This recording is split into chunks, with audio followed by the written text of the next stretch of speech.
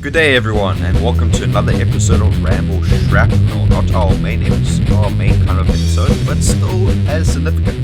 Because in this little shrapnels, we get the little bits and pieces of the main episode if you have not listened to it. And the main episode was video game controversies. Ooh, fireworks in the background. And thanks for all the sound effects, because the sound effects came exclusively from my good friend Eoton. Say hello. Or rather, it's like shoo, bah. Oh, you see, Right. perfect sound Hello, effects. everyone. So, video game controversies is something that's really dear to my heart, at least, because I don't just judge a game by the game. Also judge it by an artist.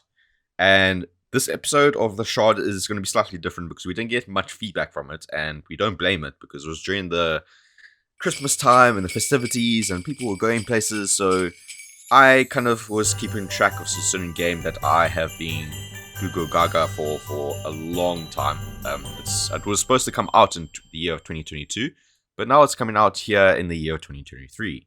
And that is a game called Hogwarts Legacy. Ooh, magic.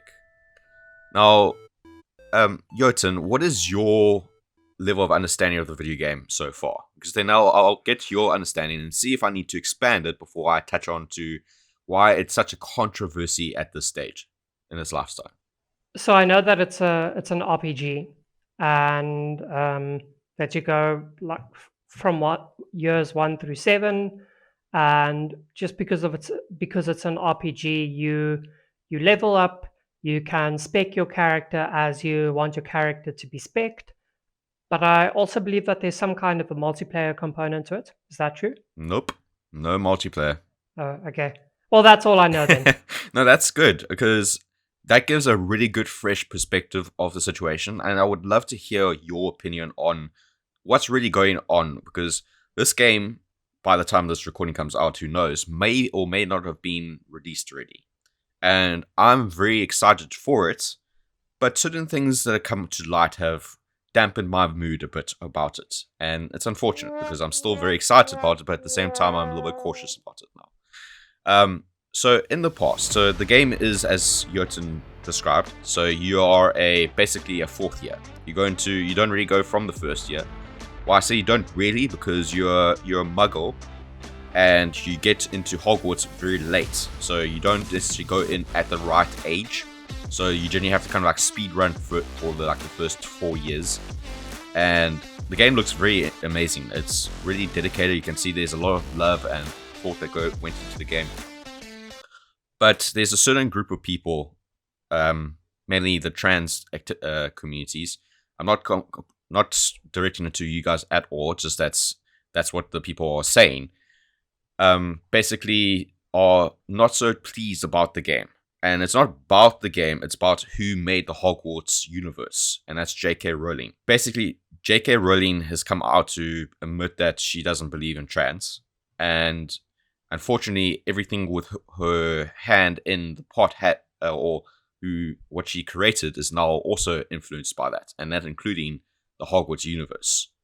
And it's really a sad thing, because I know a lot of people who thrive and would love to experience the Hogwarts universe, but they can't separate the creator of the Hogwarts universe from the content that she made.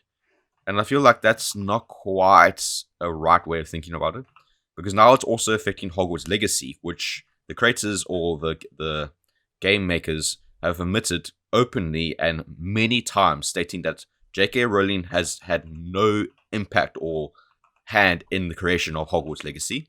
They only took the universe to make something that every Hogwarts person dreamed to make a game of, because it's RPG, make your own character, do experience the houses. So there's a lot of stuff that even when I was younger, I said, dang, this would be such a cool game to make like a proper universe of it.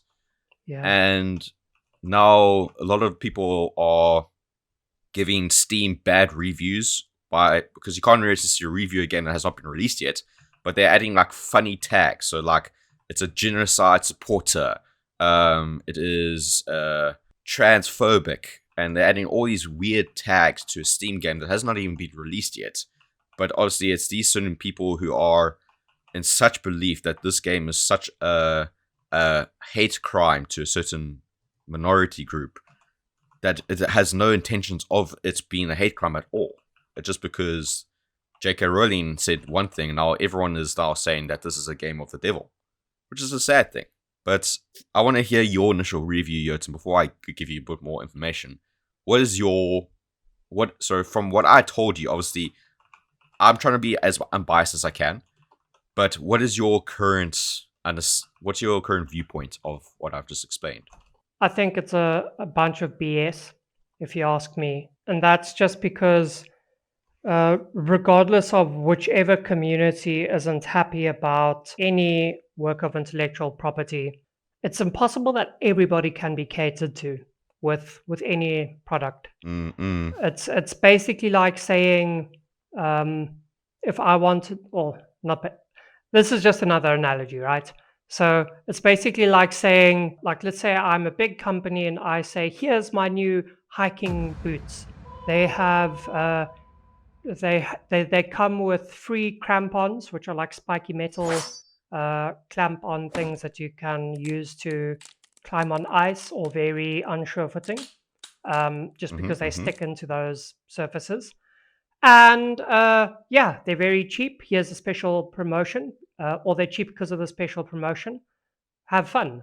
And then, like, I don't know, scuba divers come to me and they say, this is bullshit because it can't be used in scuba diving. And then I'm like, well, what do you expect me to do? It's not made for that reason. Like, I'm not a miracle worker, you know? If it's not what you want, then vote with your money, don't buy it. Who's going to, like, yeah. And I think I'm very practical in my view with products in those terms. If you don't want the thing, just don't buy it. It wasn't made for you, so you don't really get a say. And then it's also the same with me in terms of finding work, and this is just me speaking in with regards to being a contractor or a freelancer. And that's somebody could tell me, well, this job has a lot of money that's associated with it, but you need to do these things in order to do the job, or you need to behave in a certain kind of way. And if I'm not willing to do that, then if they say, well, then, that's a lot of money on the table, my friend, then I'm just like, well, okay, fine. You can just join literally almost every other company in the world that I don't give a crap about and that I don't work for. It's not going to affect me. And why would I care? It's just one amongst a sea of things that doesn't interest me. And so I can get why. Look, I do understand the perspective of these trans people or that community, because there's a certain appeal to magical worlds in fiction, that you can make anything that you want to be a reality, and you'll be accepted for whoever and whatever you are.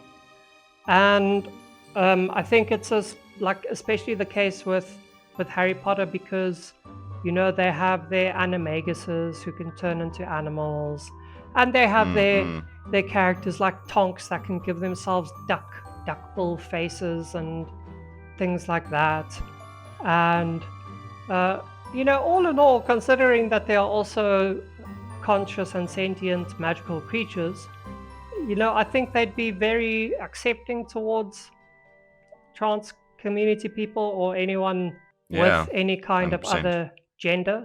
But it's a video game with limited resources. If you if it's not a game that has that for you, then either learn to be happy with what they can actually provide, or play a game where you can be a lizard person or a cat person. Play Skyrim. Yeah. Nobody's going to And stop you from doing what you want to do in those places. And those are really good points, because it's like the same thing where, if the creator of the gun, we can't necessarily, if the creator of the gun was, say, a racist, we can't necessarily, and we use the gun now, and we now associate every gun as a racist tool. We can't put that assumption on it because that's not what the tool is. You need to kind of look at what the game is and who's now the maker of that new tool. Yes, the concept may have been back then that was what it was. But we as humanity have used many tools that were so rudimentary or so evil in the past, but we managed to turn it into something good. And I think that's what the Hogwarts Legacy is trying to achieve, is where initially it was what the J.K. Rowling is the kind of person. She may be a bad person, but that doesn't mean her universe is bad. The universe that she created with magic and these things to happen, we can microanalysis anything. I mean anything, and we can find those minuscule of the, oh, but this could mean that this is bad against this side of things. But it's like you're trying to find problems where there's none, but you're so fixated that there is a problem they can't see what the art is trying to tell you or show you. The story is trying to convince you of this wonderful universe. So it's really those micro analyzers where they're so fixated that they believe that there has to be some reason why this game's coming out to target a certain audience, and it is something that's targeting, not something that is giving a story. But I don't think that's what Hogwarts Legacy's main goal is to achieve. And you're not alone there, Eoton. A lot of people have said this exact same thing, is that if it's not a game that you want to buy, then just ignore it. Don't now start hate criming it. Because why I gave you a snippet of the controversy, because now many gamers are buying the game because of the fact that they're not review bombing it. Because of the review bombs. Because when you see a genocide supporter tag in Steam, does that not make you a little bit curious about the game? Like, is this game really that kind of game? Like, a lot of people are curious enough to see an outrageous tag, and I saw some of the tags, and they're pretty funny. Besides the genocide supporter thing, dude, I got. First of all, I didn't know that genocide supporter is a tag that you can have on Steam. You can't. I think that's that's just a meta tag. That's the biggest load of bullshit ever. Really, I know, but that's what I'm saying. They're so outrageously stupid that makes me feel like this has made me laugh because they're so stupid that I'm kind of curious now because I want to buy the game. Yeah, I think it's just ridiculous that such tags even exist. I mean, can any Tom, Dick, or Harry even add like their own tag to anything on Steam now? What is this? Is this Wikipedia all of a sudden? Aren't all the tags all the tags like official Steam or Valve released things? It's stupid. It's ridiculous. It makes no sense. Well, that's the thing now, because now if tags can be so free and open, because I saw one of the games that I think Square Enix is developing, and the tag is female protagonist. And I'm like, why is that a tag? That's been there for long. I guess so, but like I never noticed it, and I was like, is that something that people actively search up as a tag? Like, I want to play a game where there's a female protagonist. Dude, like I would never search that up. Dude, let's start a tag called needs more boobies. And just add it to almost every game on Steam. Like, if a game doesn't have enough jiggle mechanics, then you say needs more boobies. But if anyone listening doesn't know, jiggle mechanics are an actual thing in the video game and animation industry. So if you want to have a little bit of a chuckle, just look it up. It's so hilarious. But to kind of round things off, so Hogwarts Legacy is having a lot of crap that's thrown at their way, and they are trying to fix it as well, which is one last thing I want to touch on before we round up this episode. So they have done certain things to kind of sate the anger and hate towards them because of J.K. Rowling's opinions, where they are, because you can make your own character in the game, and in the game you cannot choose a gender. There's no gender settings. You can make a male or female, but there's not a setting for male or female because obviously they want to cater to the non-gender society. which is Yeah. okay. I'm happy with. That's not a problem for me. But now they've had something that's recent, which is now put doubt in my mind about do I want to buy the game or not. Is that one of their people who commented on it made a Twitter post about 6 years ago, which is again what I've seen or heard. I have not seen the Twitter. I cannot base anything that I know the facts, but apparently they fired this said person for Twitter made 6 years ago. And I don't want to touch more into this topic because it's a very sore topic for a lot of people. But I don't think a video game should base kind of judge their creators based on information from 6 years ago. If that person is like, you should put your politics at the door. That's what I'm basically saying. So a video game shouldn't necessarily need to cater to an audience. It should be you have a vision and a dream, make it. Yeah. But then The crowd will leave your find politics at you. the yes, exactly. Leave your politics at the door because like you said, Eoton at the beginning, you're not going to make the perfect game that's going to cater to 100% of everyone. Some people like myself like more action-oriented games. Some people like more strategy. Some people like more cutie animals. And there's all those kind of games. That's what makes gaming such a beautiful thing. But my recommendation to video game makers is make your dream game. Make it as how you envision it and make it work. Because that's the biggest thing to me. Make it work. Because if it's glitchy and you're trying to fit all these other little things now, you made a game that's no longer working. It's not worth anyone's time. Yeah. But before any last comments, Eoton? Yeah, before we head out, I thought there's one thing you said that bothers me a little bit, and Go ahead. that's that. I don't know if this is your opinion, but they say that J.K. Rowling is bad or evil or whatever they want to use for that terminology, and I don't think that's the case. I don't really agree with J.K. Rowling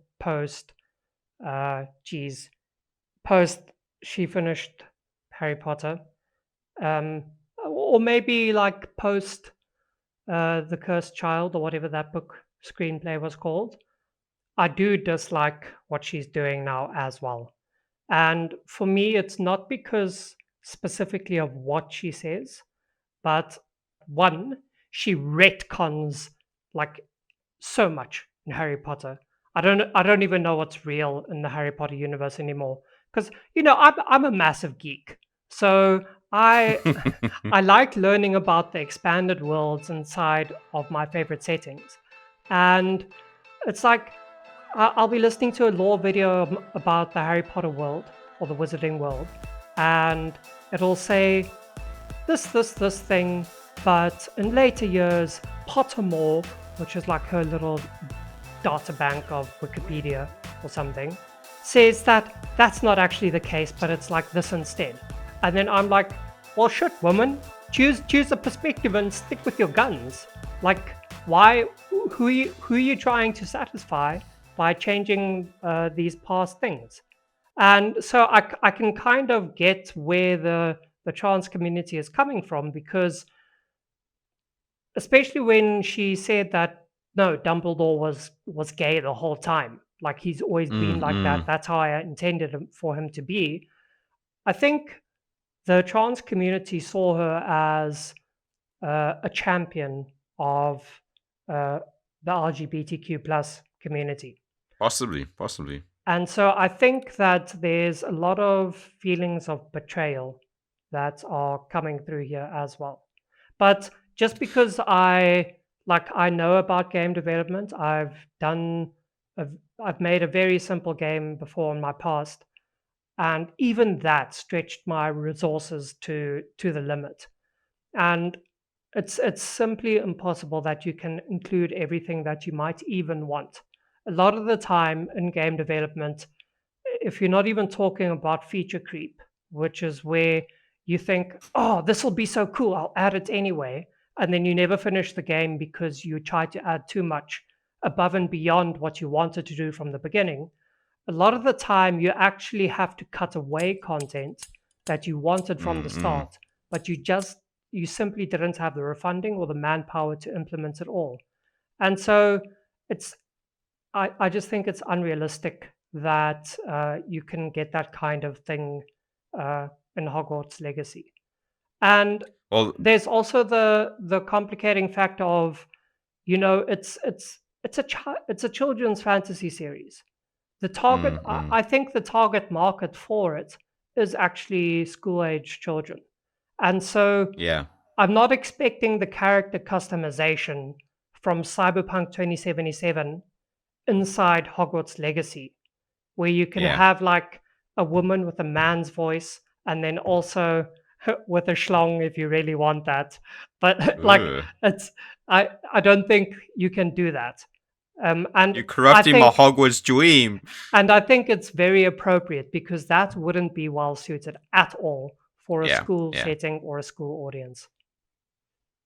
So to answer your question, I don't focus on creators or the artists behind it really, unless they really put themselves out there to really make their name really through the trash. Like J.K. Rowling, I knew she was the creator, but I've never researched her past, what she's like, what she eats, what she does for a living. I hardly know her. Then that's the same for every director, even James Cameron, who I've spoken quite highly of. I don't know him. I just know that I like his work because work is well directed, well managed, and the story has a lot of fun and interesting aspects about it. And that's exactly the same with Harry Potter. Sorry, the universe was interesting for me at the time, but I'm not the kind of person that focuses on the character too much. I will say there was like the one character I judged was Justin Bieber because he put himself out there and he did a lot of trashy things, which made me say that I can't respect his songs because I know the kind of character he is, and I know he's not doing it because he's good at it. He's doing it because he wants to put his name out there. He's doing a lot of stupid things. I know he's come out of that stage, but in the past, I remember reading an article because it was on a magazine my sister was reading, and he drove a 4x4 into the swimming pool of a hotel. I'm like, see, I can't respect that because you're being such a child for doing something so stupid. But that's the thing, like, you need to kind of also separate the artist from the work because you need to appreciate your own way first. And if you are curious about the person, keep in mind, not everything you read or see online is factual. They're normally snippets of what the person has said, and anything can be misinterpreted. That's why rather focus on the original source, read the full statement, read the full paragraph and what the discussion was about. It might be long, but then you at least know the full picture. Rather taking a snippet of a picture that you believe is a certain thing, don't now run off to the hill saying, "I now know this person is this person," without actually knowing the full story. But I think we have to run off the episode there, guys. It has been a really interesting episode. Again, guys, we're not trying to step on anyone's toes. We're just saying that there's a lot of controversy happening with the Hogwarts Legacy, both positive and negative. But in all of it, we just want to let you guys be aware. We also want to mainly focus on the topic of the main episode of Ramble Shamble, which was video game controversies. And I covered No Man's Sky in there, and Eoton covered Cyberpunk. You covered Cyberpunk, correct? In the main episode. And he finished that game quite recently, so you can see the games can have their redemption stories. So not all games are bad and they are written off for the rest of their life. They can be improved and worked upon. And there's some really great stuff in the main episode, so we really appreciate if you go give that a listen and give it a thumbs up and a like. And if you guys like other episodes or other topics that's not quite video gaming, we cover an array of topics in this podcast called Ramble Shamble and in the charts. But again, guys, that is all for this episode. Slightly longer than we normally is, but we try to keep it short and sweet, to the point. But thank you everyone for listening. I'll see you guys in the next episode. Bye-bye. Bye bye, everyone.